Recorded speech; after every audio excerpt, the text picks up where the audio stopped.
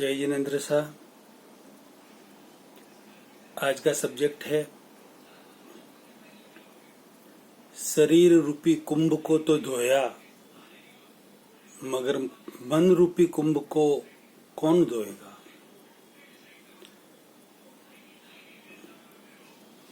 अभी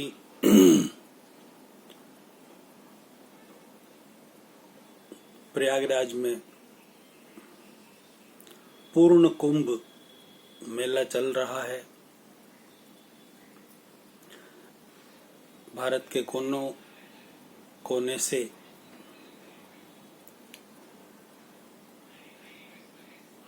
करोड़ों करोड़ों पब्लिक कुंभ मेले में पवित्र स्नान करने के लिए पहुंच रही है। पूरी दुनिया से कुंभ मेले में स्नान करने के लिए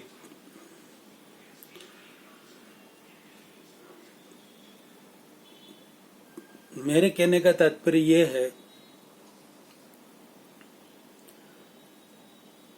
कि हम कुंभ मेले में जाकर त्रिवेणी संगम में गंगा यमुना सरस्वती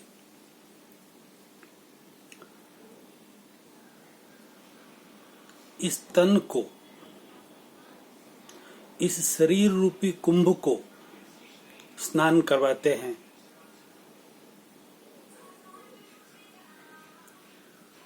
और सोचते हैं कि हमारे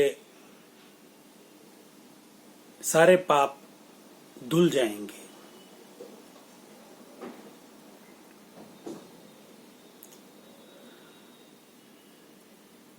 अरे मेरे प्यारे भाइयों और बहनों, सनातन धर्म के, जैन धर्म के, सारे धर्मों के, सारे धर्मों के आचार्य भी, गुरुदेव भी, सारे संत महंत, सारे त्यागी तपस्वी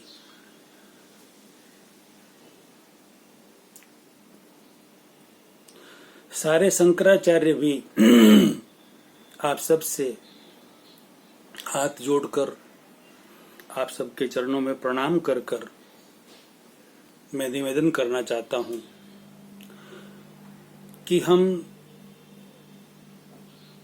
बाहरी परिप्रेक्ष्य से हटकर अंदर भी गहराई में तत्व ज्ञान की दृष्टि से भी सोचे समझे कि त्रिवेणी संगम हो, यमुनोत्री, गंगोत्री, केदारनाथ, बद्रीनाथ, रामेश्वरम या कोई भी नदी हो, उसमें स्नान करने से हम अपने शरीर को शुद्ध कर सकते हैं, मगर हमारा मन,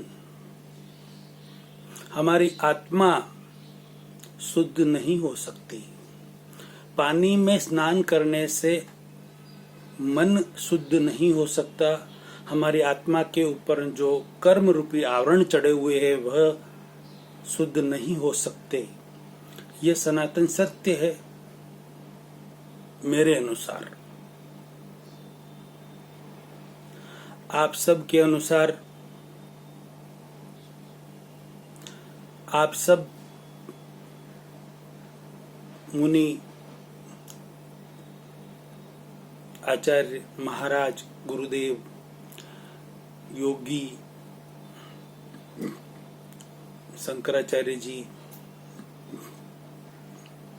त्यागी जी, तपस्वी जी, जो भी हो, आप सब हमारे धर्म के उपदेशक वगैरह जो भी,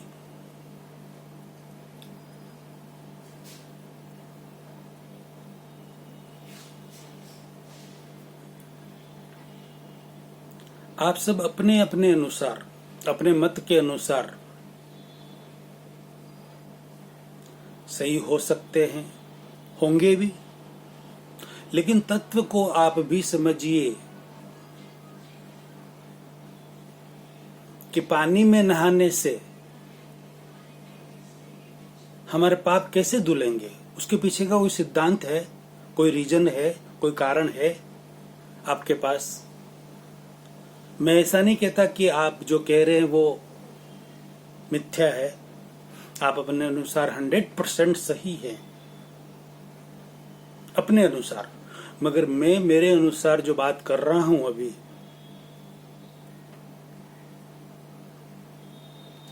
वो तत्व की बात है, मेरे अनुसार सही है। आप भी इस तथ्य और सत्य को समझने का प्रयास करें, फिर भी आप सबके मन में जैसा भी उचित लगे वैसा कराएं, मुझे कोई दिक्कत नहीं है।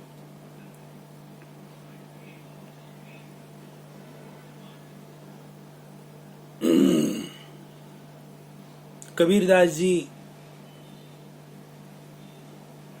की पुत्री का नाम कमाल का था। उन्होंने कहा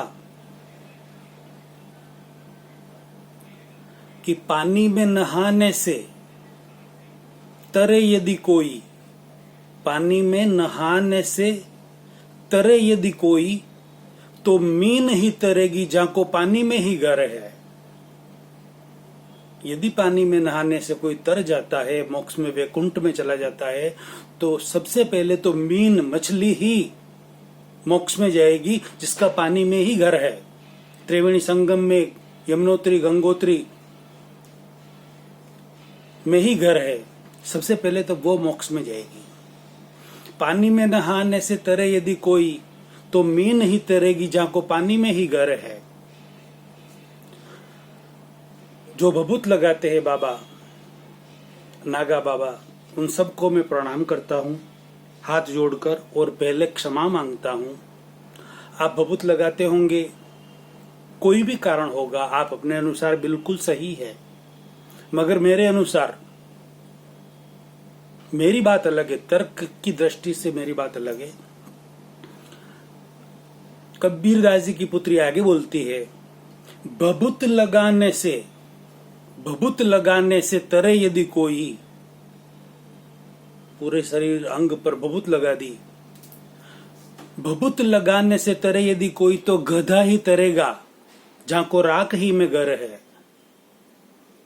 भभूत लगाने से यदि कोई तर जाता है, मोक्ष में चला जाता है, वैकुंठ में चला जाता है, देवलोक में चला जाता है, मुक्त हो जाता है, तो सबसे पहले गधे ही तरेंगे, गधे ही मुक्त होंगे, क्योंकि गधे पूरे दिन उस रखिया में लौटते ही रहते हैं। रखिया में लौटते क्यों हैं?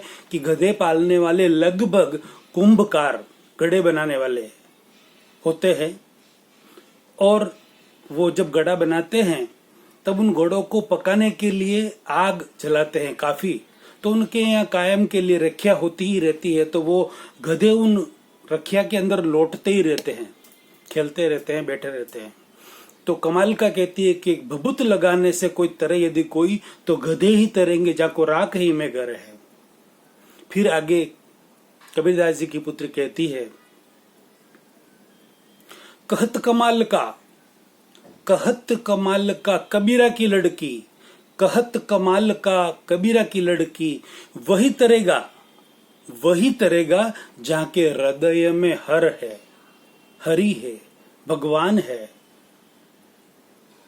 जो आत्मा में विश्वास करता है, जिसका मन पवित्र है,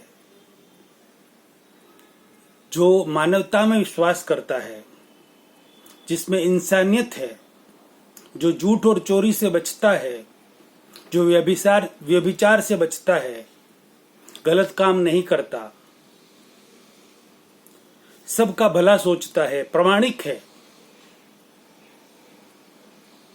मनुष्य को मनुष्य समझता है,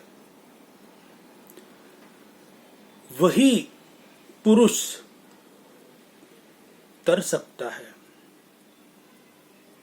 बाकी कोई नहीं तर सकते।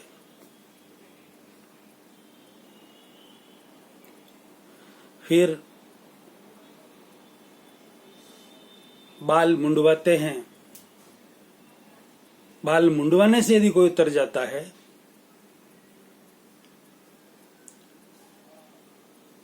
तो कबीरदास जी ने तो बहुत अच्छा कहा है,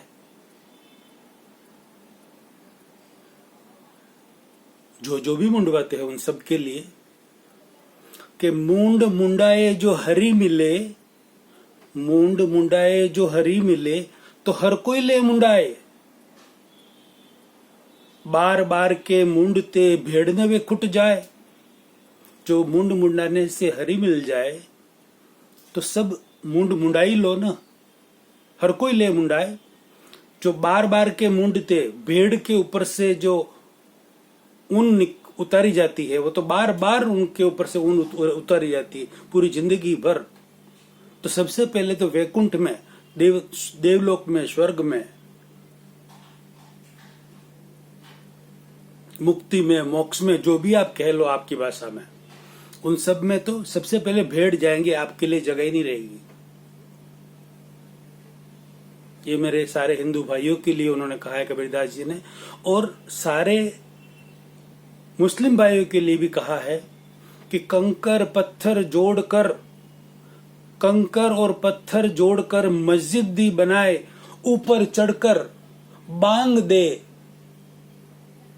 क्या बहरा हुआ खुदा है?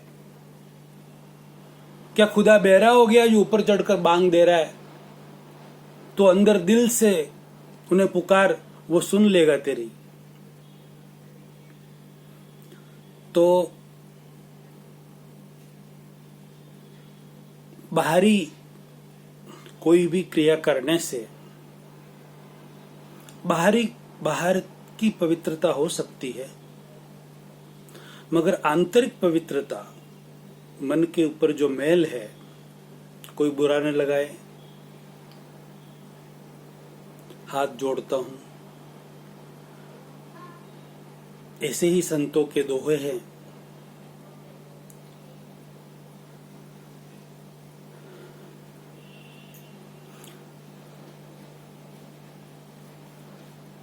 क्या कहें,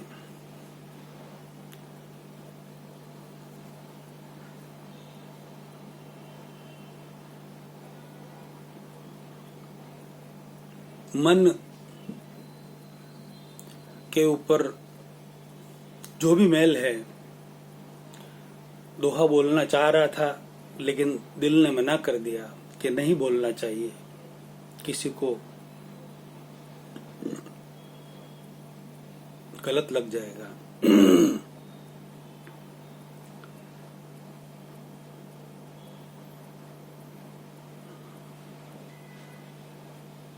मन के ऊपर का मैल हमें हटाने के लिए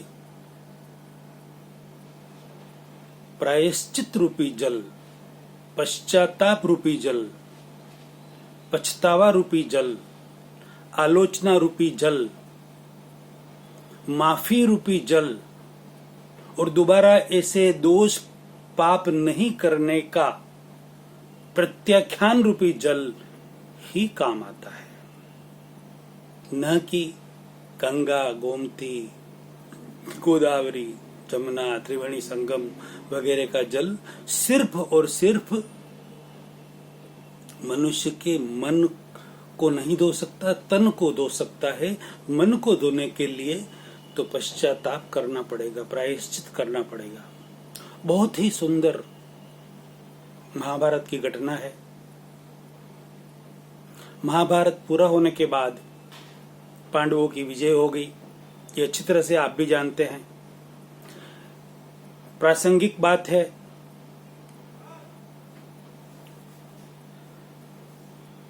पांचों पांडवों ने नक्की कर लिया कि हमने बहुत पाप किए हैं, बहुत लोगों को मृत्यु दंड दिया है, हजारों, लाखों, करोड़ों लोगों को हमने मार डाला युद्ध में, कुरुक्षेत्र के युद्ध में, महाभारत के। तो उस सब का हमें प्रायश्चित करना है, पछतावा करना है, उस पाप को धोना है। तो हम कुछ महीनों के लिए तीर्थ यात्रा पर चले जाएं और सब जगह दर्शन करें, सब नदियों में पवित्र जल से स्नान करें और अपने पाप को धोकर आएं। ऐसा कहकर जब तैयार हुए तब कृष्ण भगवान पधारे वहां। तो कृष्ण भगवान से आज्ञा ली, प्रभु हम त्रिवेणी संगम वगैरह सब जगह पवित्र नदियों में स्नान करने और भगवान के दर्शन करने के लिए, तीर्थाटन के लिए जा रहे हैं। बहुत हमने पाप कर लिए, उन्हें धोने के लिए जा रहे हैं, मिटाने के लिए जा रहे हैं। आप आज्ञा दीजिए। भगवान ने कहा आपने नक्की ही कर लिया है तो आप सब जाइए और यात्रा करके आइए, अपने पाप नष्ट करके आइए। मेरी एक ये तुम्बी है, तुम्बी, इसको भी ले जाओ, इसको भी हर जगह स्नान करवाना, दर्शन करवाना और वापिस लेके आना। इसके भी जो ये कड़वी है वो भी मीठी हो जाएगी। दे दो भगवान, हम तो जा ही रहे हैं, इसको भी। तो वो सब मैं इस कहानी को लंबा न करते हुए वापिस जब तीर्थ यात्रा करके आए, भगवान से मिले, तो भगवान ने पूछा, कृष्ण भगवान ने, क्या आप तीर्थ यात्रा कर कर आ गए? आपने सारे पाप धो लिए, सारे पाप आपके नष्ट हो चुके, आपका मन अंदर से मन शांत हो चुका? तो सबने बोला कि हम तीर्थ यात्रा करके आए, पवित्र नदियों में स्नान करके आए, जप ध्यान यज्ञ वगैरह सब करके आए, भगवान के दर्शन करके आए, लेकिन मन तो हमारा अशांत है। अभी तक ऐसा लग रहा है कि पाप से हम मुक्त नहीं हुए, ऐसा सबने कहा। तो कहा वो मेरी तुम्बी जो मैंने दी थी वो कहाँ है? कि ये रही। कि फिर तुम्बी को काट कर टेस्ट किया भगवान ने, तो बोला कि ये तुम्बी तो अभी, इसको भी स्नान करवाया आपने, दर्शन करवाए? हाँ, सब जगह दर्शन करवाए, सब जगह स्नान करवाया। तो अभी तक पहले जो दी थी तब भी ये कड़वी थी और अभी भी ये कड़वी है, तो ये तो मीठी हुई नहीं। तो सब बोले, अर्जुन वगैरह, अरे प्रभु, इस तुम्बी को तो हमने बाहर से ही धोया, अंदर से तो धोया ही नहीं है, तो अंदर से ये मिट्टी कैसे होगी? कि यही तो मैं आप सबको कहना चाह रहा था कि बाहर से इस शरीर को धोने से आपका मन कैसे हल्का होगा, आत्मा के ऊपर जो आवरण चढ़े हुए वो कैसे दूर होंगे, यह मैं आपको सबको कहना चाह रहा था। तो कि भगवान अब क्या करें हम, कि आपके मन पर जो मैल है उसे धोने के लिए, आत्मा के ऊपर आवरण जो चढ़ा है उससे मिटाने के लिए, पाप को दूर करने के लिए, दोष को दूर करने के लिए आपको अंतर तप करना पड़ेगा, प्रायश्चित करना पड़ेगा, पछतावा करना पड़ेगा। उन सबको याद कर करके पश्चाताप करना पड़ेगा, आलोचना करनी पड़ेगी, उन सब से माफी मांगनी पड़ेगी, प्रतिक्रमण करना पड़ेगा और उन सब से दोबारा ऐसे दोष नहीं हो ऐसा प्रत्याख्यान करना पड़ेगा। तब जाके ये सब पाप मिट सकते हैं। बाकी कितनी भी गंगा गोमती नहाओ, कुछ नहीं हो सकता। तो भगवान क्या करें, कैसे करें? तो भगवान ने कहा कि आप सब गिरनार पर्वत पर जाएं, वहां मेरे छोटे भाई अनुज भगवान नेमिनाथ, तीर्थंकर नेमिनाथ 22वें तीर्थंकर,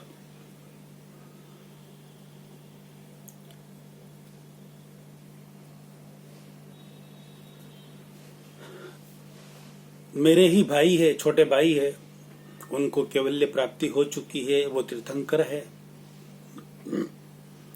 उनके शरणों में जाइए और उनकी शरणागति लेकर वो जैसा कहे, जैसी उनकी आज्ञा हो वैसा अनुसरण कीजिए, तब जाके आपके पाप धुल पाएंगे और आप शुद्ध हो पाएंगे और आप मुक्त हो पाएंगे। कृष्ण भगवान के कहे अनुसार सारे के सारे पांडव भगवान नेमिनाथ के पास गिरनार पर्वत पर गए, प्रभु के दर्शन किए, प्रभु के पास दीक्षा ली और प्रभु की आज्ञा के अनुसार अनुसरण करते करते उन्होंने अपने किए हुए सारे पाप दोष अपने ऊपर से दूर कर लिए, नष्ट हो गए। और उसी भव में वो मुक्त हुए, मोक्ष में गए। नमो सिद्धाणम जो कहते हैं उनको भी नमस्कार होता है। वो सिद्ध बुद्ध मुक्त हो गए। तो मेरे प्यारे भाइयों और बहनों, मेरे कहने का तात्पर्य ये है, मेरे परम पूज्य गुरुदेवों, आचार्यों, त्यागियों, तपस्वियों, संतों, महंतों, शंकराचार्यों, आप सबको अत्यंत भक्तिपूर्वक नमस्कार करता हूं। आप सबका आदर करता हूं। और आप सब भी इस गहरी तत्व ज्ञान की दृष्टि को समझें।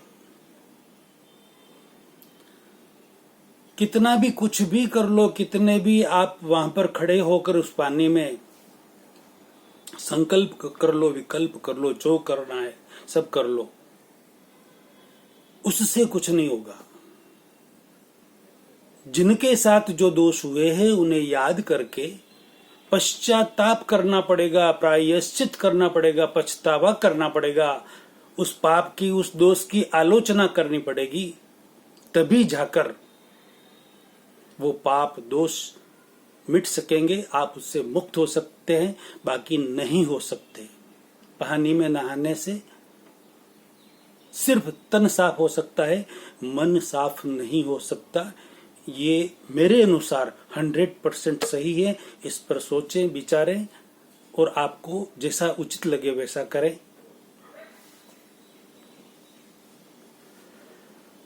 दोबारा आप सबसे क्षमा याचना चाहता हूं।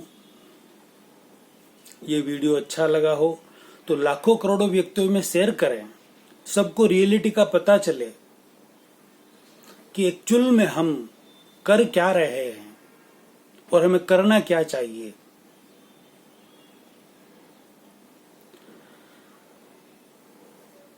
किसी की भावना को आहत या ठेस नहीं मैं पहुंचाना चाहता, मगर रियलिटी समझिए, तत्व ज्ञान को समझिए, भगवान की वाणी को समझिए, कृष्ण भगवान की वाणी को समझिए और फिर आगे बढ़िए और अपने आप को मुक्त करिए।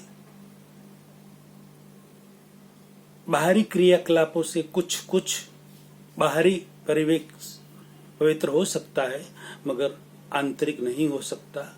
जय जिनेंद्र, जय सच्चिदानंद।